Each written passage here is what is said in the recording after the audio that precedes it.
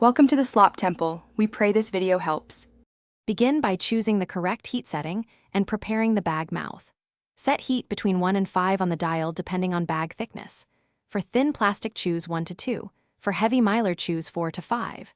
Trim the bag mouth straight to 3 mm of sealing surface before you start. Wipe the sealing area clean and dry with a soft cloth to remove debris. Plug in and allow the sealer to warm for 30 seconds to 1 minute before use. Next, position the bag edge carefully across the heated bar and hold it flat. Place bag edge flat across the bar, aligned with the 3 mm sealing surface. Hold the bar down evenly and activate the sealer for 2 to 6 seconds based on thickness. Release the bar and let the sealed area cool undisturbed for 5 to 10 seconds to form a strong bond. Do not pull or flex the seal while cooling. Repeat along the mouth for a continuous. Finally, perform routine maintenance and basic troubleshooting to extend sealer life. Clean the bar when residue builds up using a soft cloth and isopropyl alcohol to avoid poor seals.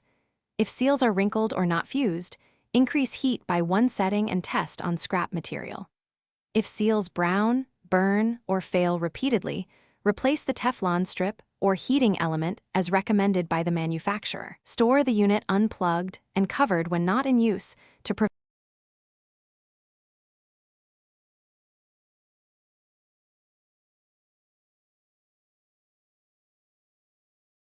Thanks for watching. Consider subscribing if we helped you.